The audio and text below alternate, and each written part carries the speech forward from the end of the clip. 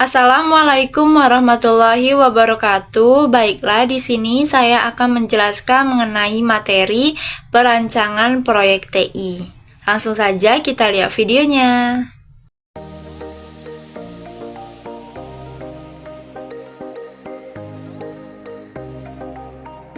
Pendahuluan. Tujuan utama dari rencana proyek adalah untuk memandu pelaksanaan proyek. Untuk memandu eksekusi, rencana harus realistis dan berguna, sehingga cukup dan banyak waktu. Dan usaha yang cukup banyak harus memasukkan ke dalam proses perencanaan. Orang-orang yang memiliki pengetahuan tentang pekerjaan perlu merencanakan pekerjaan, menurut Schwalbe 2019. Mengapa kita perlu membuat perencanaan? Ada beberapa alasan kuat, yaitu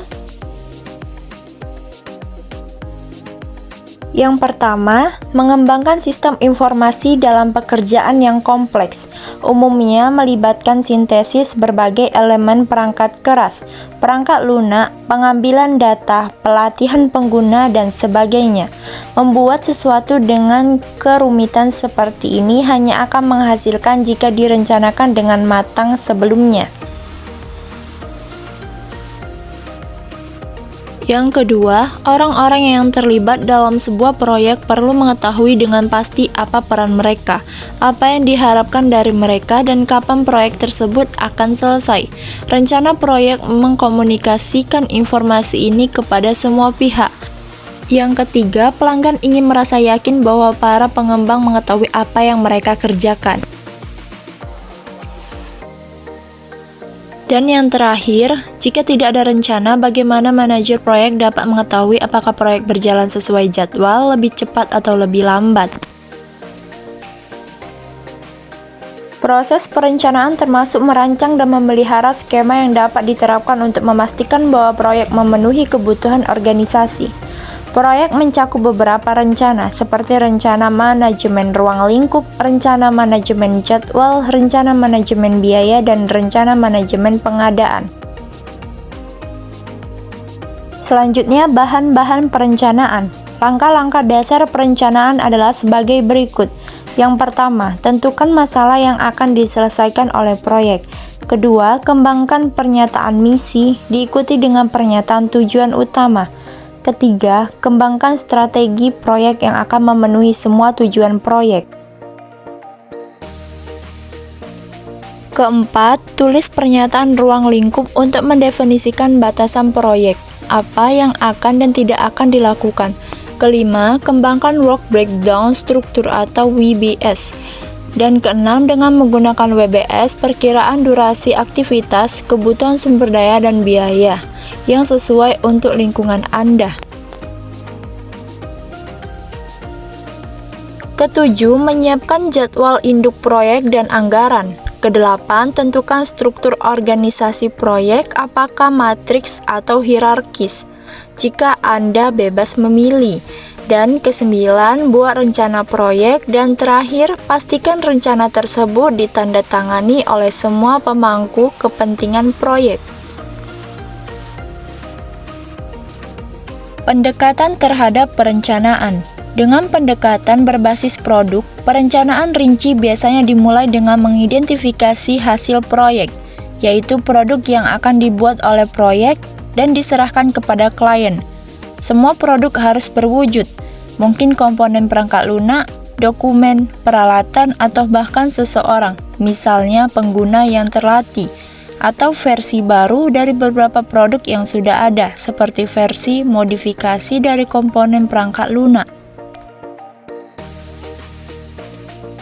Produk hasil dan produk antara dapat ditulis secara sederhana sebagai daftar produk, tetapi terkadang mereka ditampilkan dalam sebuah produk breakdown, struktur diagram atau PBS.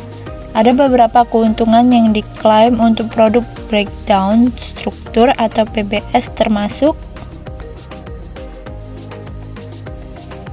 yang pertama, memastikan bahwa fokus proyek adalah pada apa yang ingin dicapai, bukan pada bagaimana caranya. Dengan kata lain, pada tujuan dan bukan pada cara. Hal ini sangat berharga karena proyek tidak dilakukan untuk kepentingannya sendiri, tetapi fakta untuk mencapai tujuan yang lebih luas, dan dengan tetap fokus pada produk akan membantu kerja tim. Yang kedua, ketika mendekati area pekerjaan baru, terkadang sulit untuk membayangkan dengan tepat apa yang perlu dilakukan, dengan kata lain pekerjaannya. Namun akan lebih mudah untuk mempertimbangkan apa yang harus dikembangkan produk dan memulai dari ujung produk dan akan lebih produktif. Ketiga, manajer proyek yang telah menggunakan pencatatan berbasis produk melaporkan bahwa tidak mudah melupakan sesuatu dalam rencana dibandingkan ketika menggunakan pencatatan pendekatan perincian kerja. Dan yang terakhir, setelah semua produk diidentifikasi, maka hal-hal ini akan dapat dikaitkan dengan mereka. Produk manajemen adalah produk yang terkait dengan perencanaan dan pengendalian proyek. Proyek ini mencakup misalnya dokumen inisiasi proyek atau PDID, rencana proyek, rencana kualitas, kriteria penerimaan, laporan reguler, laporan pos pemeriksaan, dan sebagainya. Produk manajemen juga mencakup kualitas produk yang terkait dengan definisi dan kontrol kualitas, dan termasuk deskripsi produk. Produk spesialis adalah hal-hal yang telah disiapkan oleh proyek untuk buat. Produk spesialis tingkat atas mungkin seperti yang ditunjukkan pada gambar 5.1. B. Kita dapat membagi produk analisis lebih lanjut seperti yang ditunjukkan gambar 5.1c. Terakhir, produk dapat dibagi lagi seperti yang ditunjukkan pada gambar 5.1. Gambarnya ada di slide berikutnya ya teman-teman. Inilah gambarnya teman-teman. Kita lanjut saja di slide berikutnya ya. Selanjutnya, dengan daftar produk, sekarang kita dapat mempertimbangkan pekerjaan yang perlu dilakukan untuk membuat produk, menggunakan teknik yang dikenal sebagai diagram aliran produk untuk hal ini. Idenya cukup sederhana, kita melihat produk dalam hubungannya satu sama lain dan mempertimbangkan bagaimana satu produk diubah menjadi produk lain. Kita dapat merepresentasikan sebagai aliran produk. Yang pertama adalah aliran work breakdowns struktur atau WBS. Perincian pekerjaan work breakdown adalah pendekatan yang lebih tradisional dan telah digunakan secara luas di banyak industri untuk waktu yang lama. Ide dasarnya adalah mengambil keseluruhan pekerjaan proyek dan memecahnya secara progresif menjadi bagian-bagian yang lebih kecil dan lebih kecil lagi hingga kita mendapatkan tugas-tugas individual atau paket kerja yang dapat kita perkiraan dengan masuk akal dan ditugaskan kepada anggota tim. Untuk memahami cara kerjanya, mari kita mempertimbangkan semua proyek TI kecil, misalnya studi kelayakan di sebuah toko bangunan untuk melihat apakah ada peluang untuk memperkenalkan sistem kontrol stok terkomputerisasi. Baiklah, inilah strukturnya, bisa teman-teman lihat. Ada level atas, level kedua, level ketiga, level bawah. Idenya adalah kita terus memecah setiap aktivitas sampai kita sampai pada tugas-tugas tersebut. Cukup kecil, yaitu tidak mudah untuk dibagi-bagi lagi atau ditugaskan kepada lebih dari satu orang.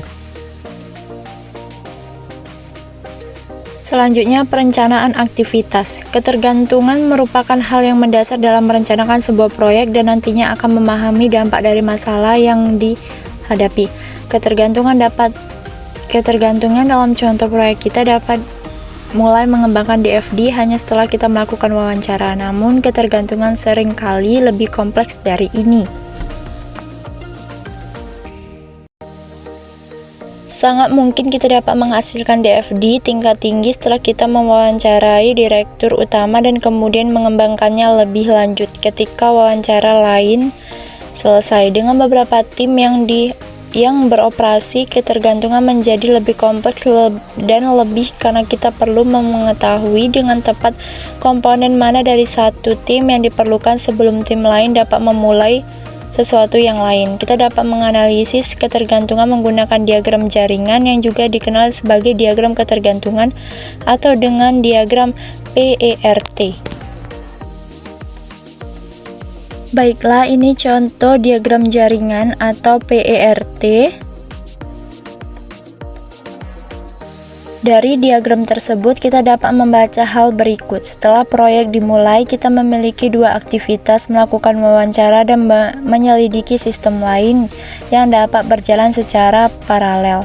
Namun, hasil dari kedua aktivitas tersebut harus disatukan sebelum kita dapat memulai tiga aktivitas berikutnya: menganalisis kebutuhan, menyelidiki paket, dan menyelidiki perangkat keras. Kami menunjukkan pernyataan ini dengan menggunakan aktivitas dummy, aktivitas dengan durasi rule, dan yang ditunjukkan oleh garis putus-putus. Setelah kita memperkirakan upaya yang terlibat dalam setiap kegiatan, kita dapat menggunakan jaringan untuk menetapkan fitur penting lainnya dari proyek. Mari kita misalkan bahwa kita telah memperkirakan upaya untuk setiap kegiatan sebagai berikut. Pertama, melakukan wawancara, menyelidiki sistem lain, menganalisis persyaratan, menyelidiki paket, menyelidiki perangkat keras, dan membuat laporan. Dan yang terakhir adalah diagram batang. Alat perencanaan lain yang banyak digunakan adalah diagram batang, yang sering disebut diagram Gantt.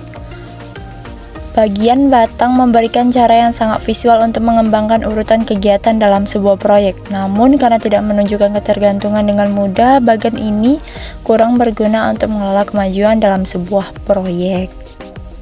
Baiklah, ini saja yang saya dapat sampaikan, dan terima kasih.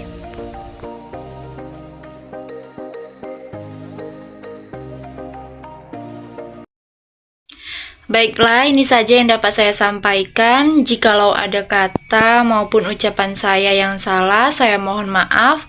Dan saya tutup dengan wabillahi taufiq walhidayah. Assalamualaikum warahmatullahi wabarakatuh.